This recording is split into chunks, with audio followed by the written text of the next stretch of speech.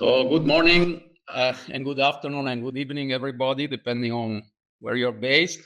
Welcome to this new webinar on sustainable fashion. So I'm the founder and director of the World Sustainability Organization and also of the foundation and of the two projects, Friend of the Sea and Friend of the Earth. WSO, the World Sustainability Organization, has created Friend of the Sea and Friend of the Earth logos to certify sustainability for food, in seafood and agriculture, as well as non-food products such as fashion and services. WSF, the World Sustainability Foundation, is the non-profit foundation of WSO. Its mission is to support projects for the protection of endangered species and habitat. We started in the early 90s, my involvement in the Dolphin Safe Tuna program, and then we realized certifications could be a very important tool to achieve tangible conservation results. So we launched Friend of the Sea, which initially focused on certification of seafood for sustainable fisheries and aquaculture, and lately expanded to award with the Friend of the Sea logo other products and services which respect the marine habitat. In 2018 or 2020, we launched Friend of the Earth, which also from agricultural products certification, then expanded into other sectors such as sustainable fashion, developing new standards. In 2022, we launched the World Sustainability Foundation, and in 2023, we opened our first Sustainable Friends store in the center of Milan. There's over 4,000 products from over 1,500 companies in almost 90 countries, which have a Friend of the Sea or Friend of the Earth certified products. And among them are products from 50 international fashion brands. So the global fashion industry is worth $3 trillion, accounting approximately 2% of the world gross domestic product and production. China is by far the largest consumer of fashion clothing, followed by the USA and India. However, the average Chinese consumer spends just under a quarter of what the typical American consumer spends in fashion and in clothing, and purchases 30 items per year compared to 53 in the United States. The top per capita spenders in Europe, on the other hand, are Norway, Ireland, and Sweden, at least according to this study. China is also the leading exporter of clothing, followed by the EU, India, and Turkey. If we look more closely into the EU, Italy is the largest producer, as you can see from the pie chart, and also the largest exporter of clothing in the EU. Italy exported 10 billion worth of clothing to non-EU member states in 2020, 33% of total extra EU clothing exports by value. After Italy comes Germany, Spain, and France. Milan represents approximately 35% of the total production, Milan and Milan region.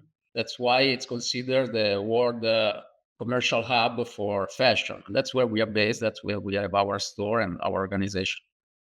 It is impressive to note how the global fashion and e-commerce has grown significantly from 14% of total fashion sales in 2014 to 38% in 2022.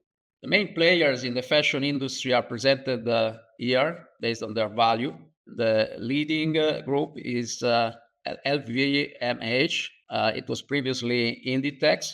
As you can see, a few groups own the majority of brands, making the fashion industry controlled by a handful of market leaders. Among the advantages, there are pros and cons, as with everything. Among the advantages of this situation is that decisions finally made by each group, even in terms of reducing their environmental impact and improving social responsibility, could have a significant global impact, including on thousands of raw material suppliers.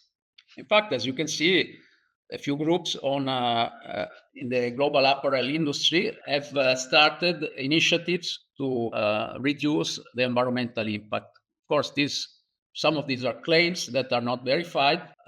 However, it's positive that awareness is growing, and definitely some of these claims are supported by real facts.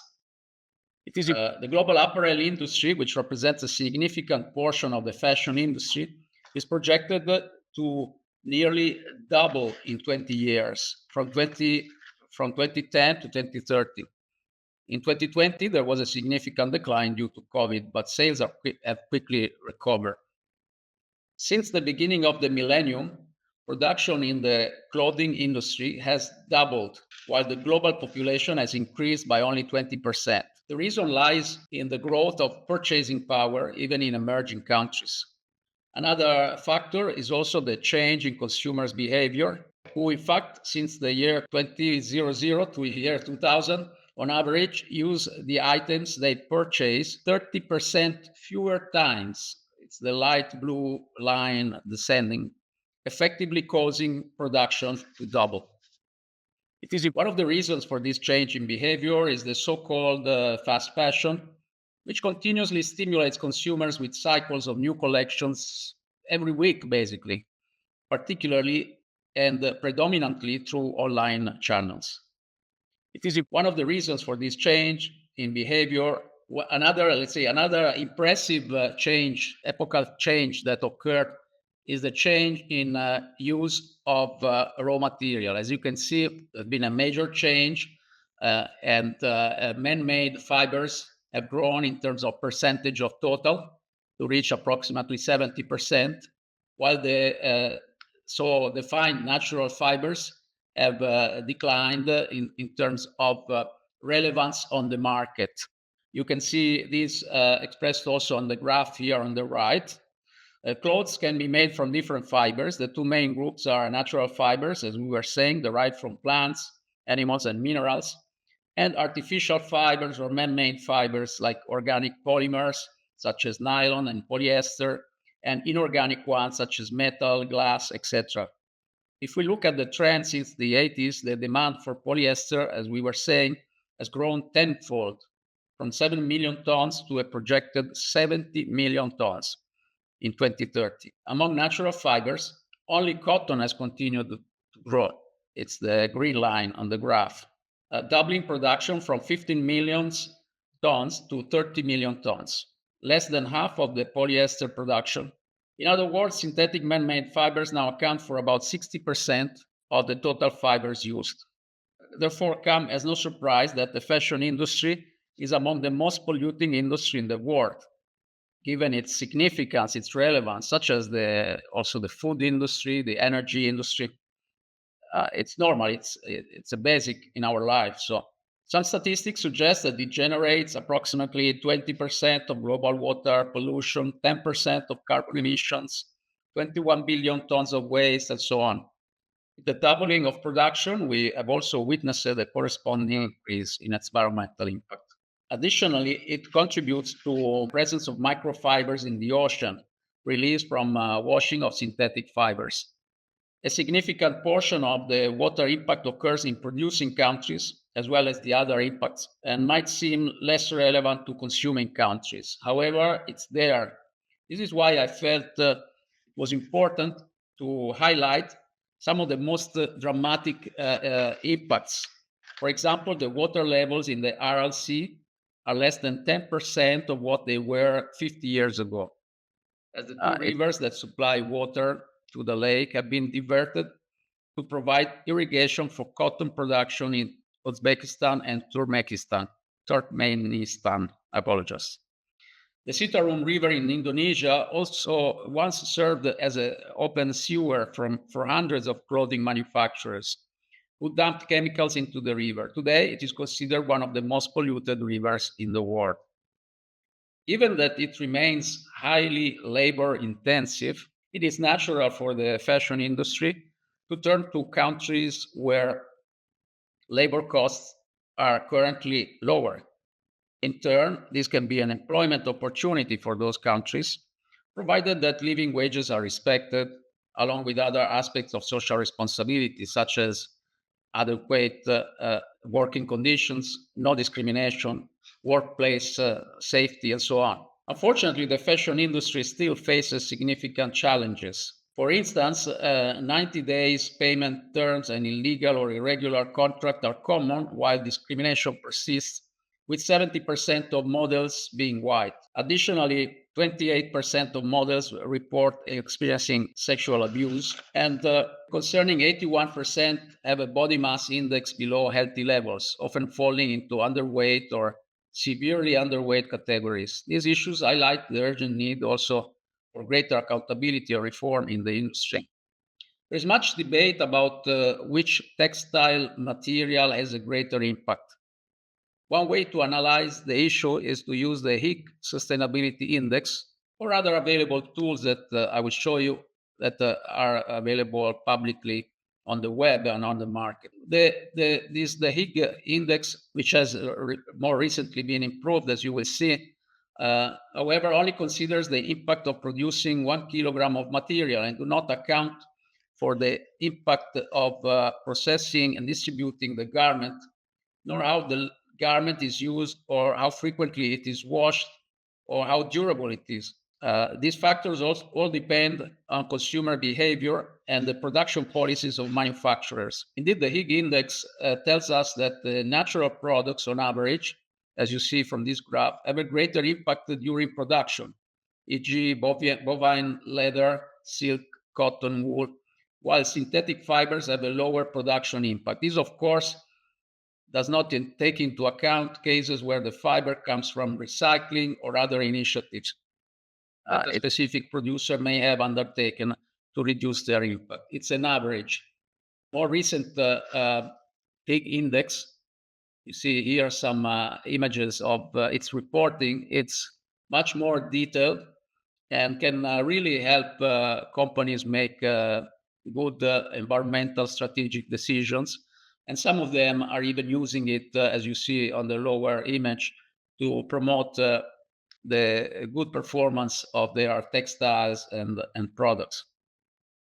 Other indexes that are available on the web basically come to similar conclusions as the Higg Index and highlight the good performance of recycled textiles, such as recycled cotton and wool, as you can see on this image.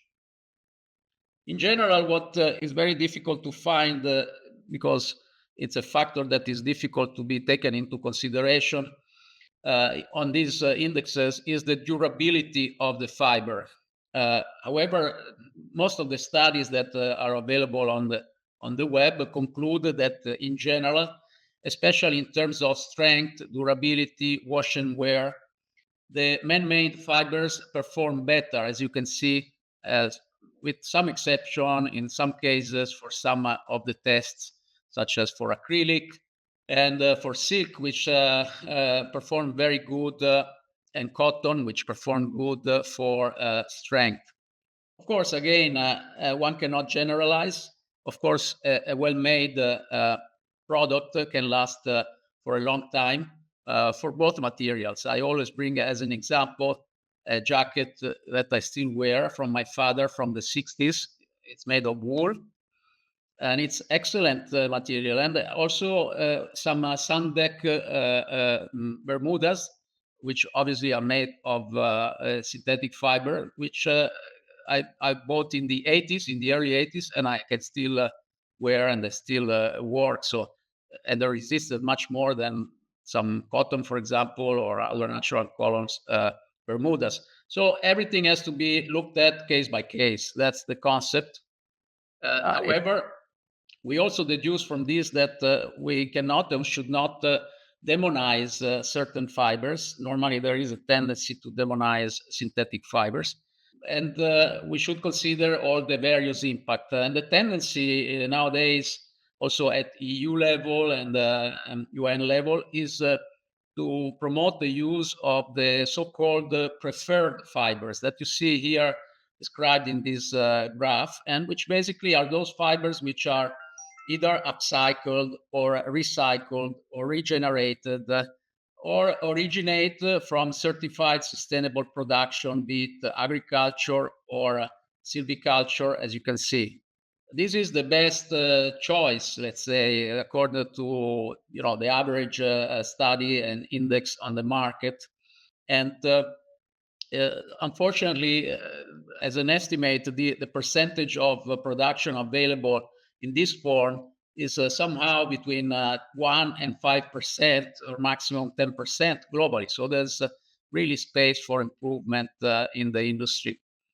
And also, as I was mentioning, upcycle is one specific option which stands out like second-hand clothes, which definitely is a growing market, both in terms of production and consumption, which is catching up very strong also with the online retailers. Uh, on top of that, the recent introduction of new legislation at EU level and for other regional organizations to prevent um, um, greenwashing when companies make environmental claims is and which is going to be active and implemented in 2026 is really moving the market towards verifying and confirming also by means of certification their claims. In fact, consumers are becoming more and more skeptical. And in the UK, in particular, this study highlights as while 40% of the fashion brands are making environmental claims, uh, this study has verified that 60% of these claims are unsupported by third-party certifications, and 60 and mostly all of them do not meet UK Competition and Markets Authority advertising guidelines. So only 18% of UK shoppers trust brands' own sustainability claim. That's why a number of certification have developed. Some were already there for other sectors and are more generic. Others are specific for the fashion and clothing production and textile sector. So we have some generic one like certified B Corp, which, however, is more like a management system certification. Doesn't necessarily, at least as long as we have verified on the website, imply an on-site audit by an independent certification body. Others, like the Eco Label, are, let's say, monitored and developed by the EU itself.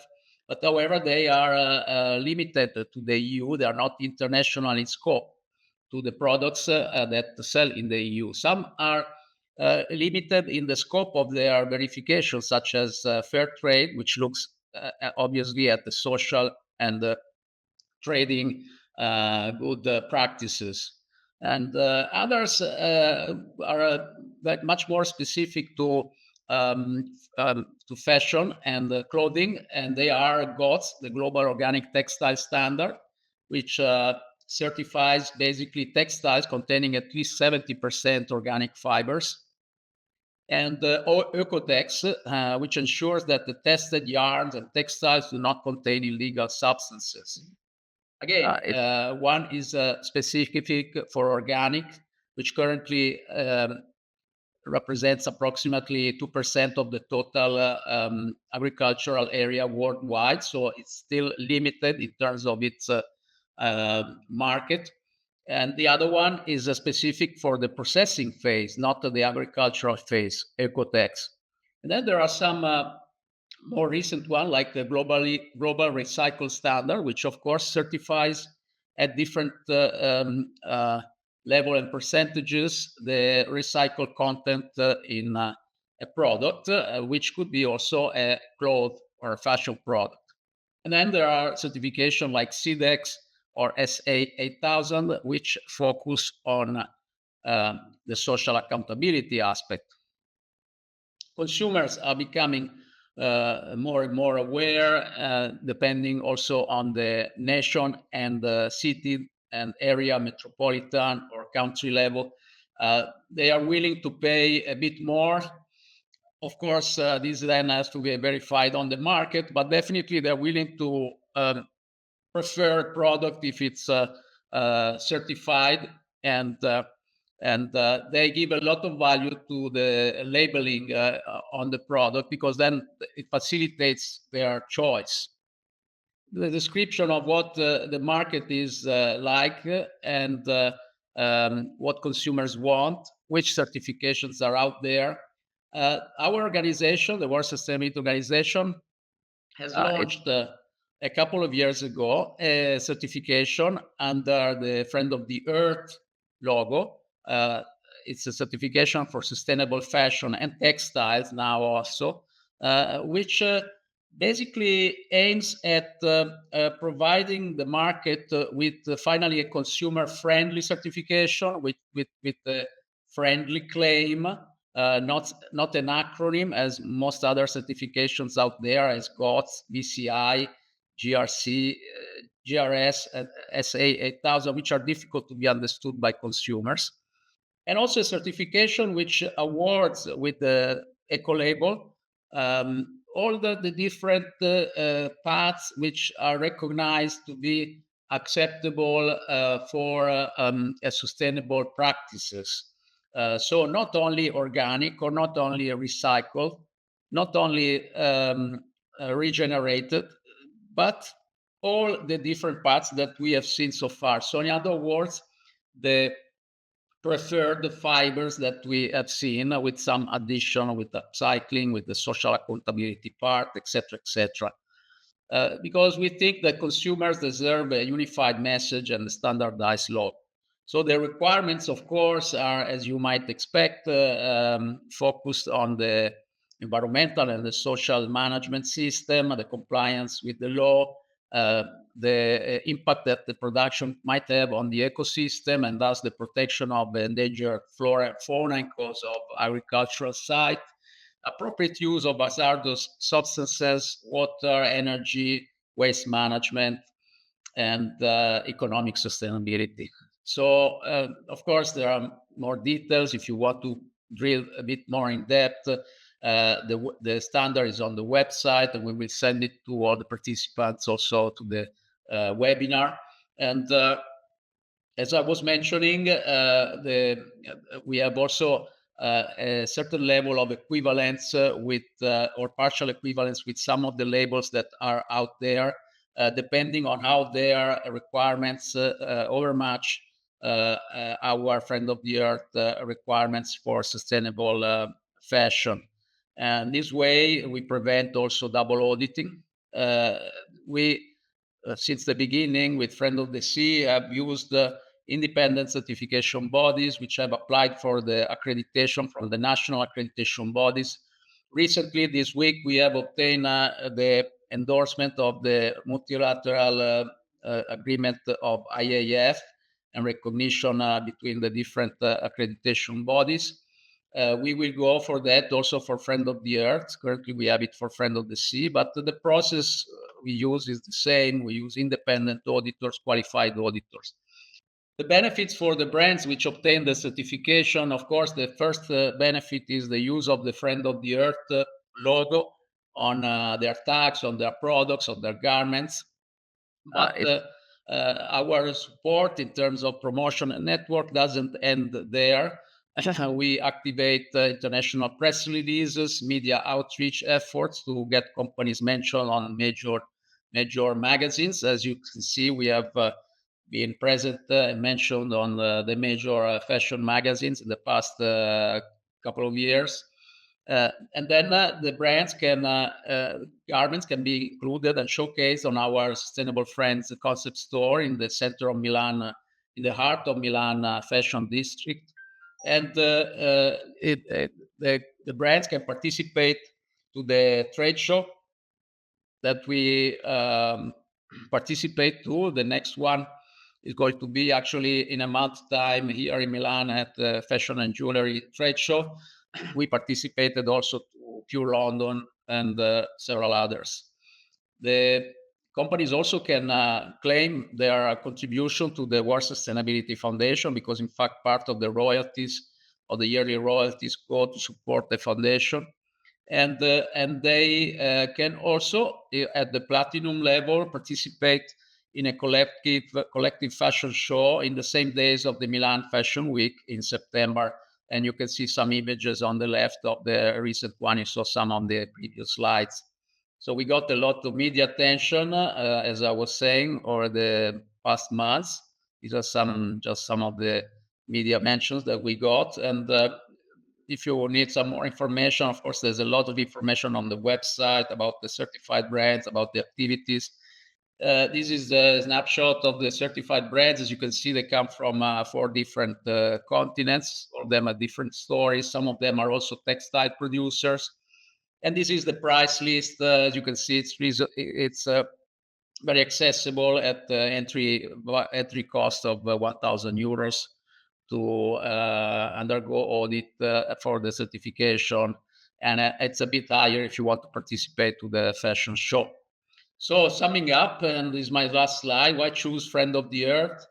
Because it's a third-party certification, which allows brands also to support their sustainability claims, to verify them against uh, transparent international sustainability standards.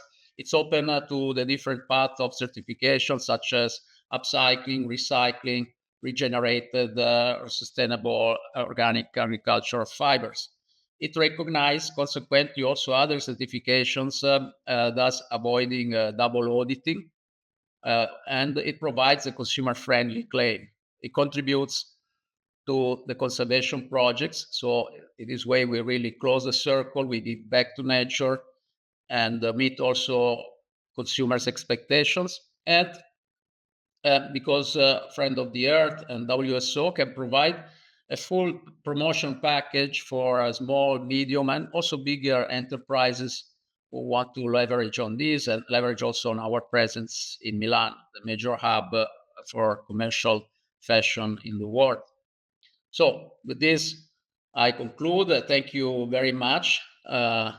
We are just right on half an hour of presentation, and I will stop my presentation, and I will invite you if you have any question. But in the meanwhile, I have a couple of nice polls to provide you that you can answer to, and then we'll see the results. All fibers.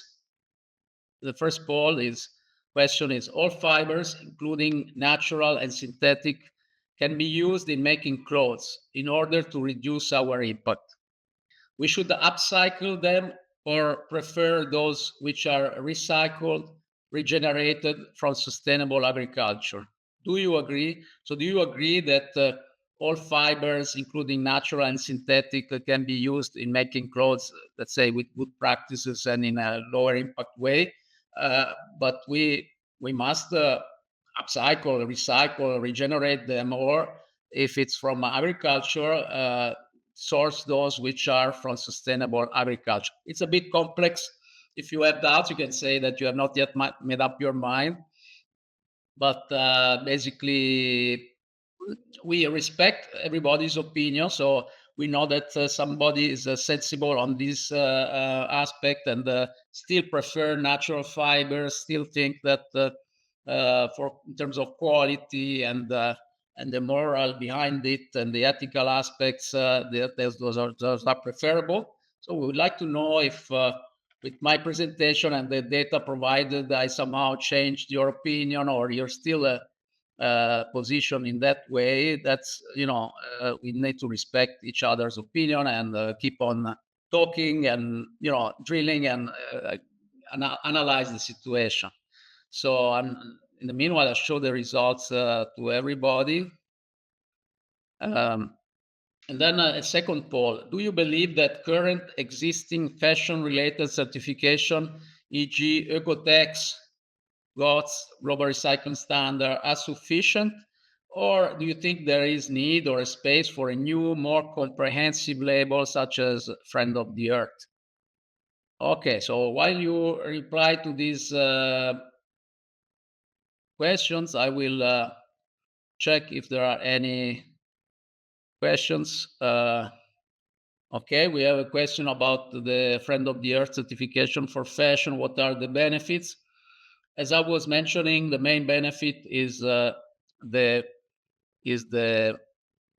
third-party certification, because that's the focus of our activity.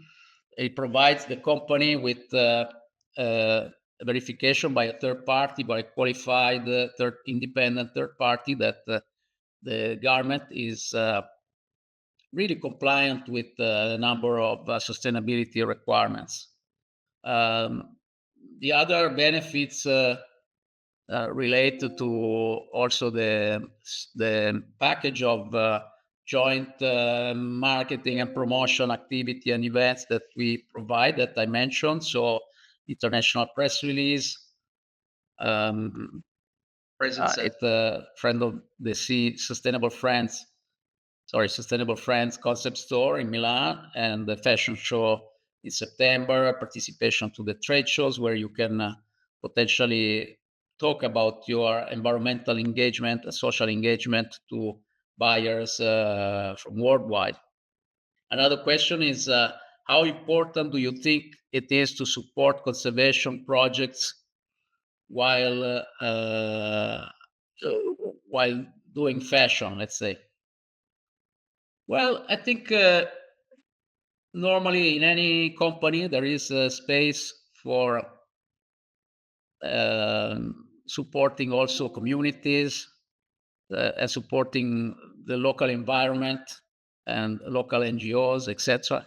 So this has become a common practice in many companies, and it can provide also some return in terms of the image of the company in the context of the community, or in general face environmentally aware consumers. So it is important, it is possible, and sometimes what for a company is like a small contribution for conservation projects is very important. It's also very important that these projects be selected and screened, and that's what we do. Basically, our foundation certifies the conservation projects. So we ask them to provide us evidence that they have accountability on the results they generate, and how much is spent on admin, how much is dedicated to the projects.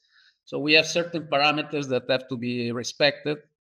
And once they comply with those, then we certify them and we propose them to the companies we work with on certification.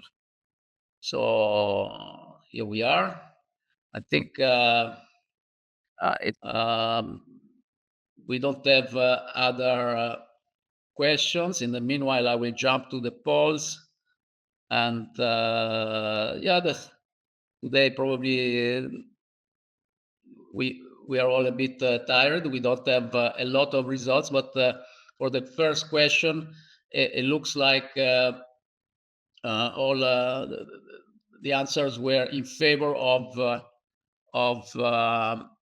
um, it, let's say, allowing synthetic fibers to be also in the range of those fibers that could be considered, if recycled or regenerated or upcycled, as sustainable, as a lower impact. It makes sense because that's very true also scientifically. So in order to certify the brand, I thought I had a slide for that, but somehow it disappeared from my deck. And it is very straightforward. You have our contacts. You can contact us. Otherwise, you can go on our website, the Friend of the Earth website, under the Apply area. It's very straightforward. And under Apply, you can choose the preliminary information form that allows you to provide us with the initial basic data about your company. So send us that data, such as your location, the type of products that you are providing, and the raw materials that you're using. And then we will get back to you in a matter of 24 hours with the quotation, a proposal, an audited licensing agreement, where you will also be able to choose whether you want to go for the gold level, which implies all the benefits, but the fashion project. So the fashion event in September, the fashion show in September in Milan, and or otherwise you want to go for the platinum, which includes also the fashion show in September. and you will decide, and then you should expect in a matter of 1 month from the signing of the agreement to have the audit finalized, hopefully without non-conformities. If there are some non-conformities, you will have to correct them and provide corrective actions in order to then obtain the certification. So let's say you're missing some procedure, or some of the material or substances that you use would not fit our requirements, then you have to fix that, correct it, inform us, and that will be verified, and then verified also during the surveillances on a yearly basis. So, okay, folks. So, if there are no other questions, of course, you will receive a certificate of participation at the end of the webinar. You will also receive all the whole presentation, and we remain available. You will also have as a plus link to our expert avatar, interactive avatar, which will be able to reply to any question that you might have on sustainable fashion.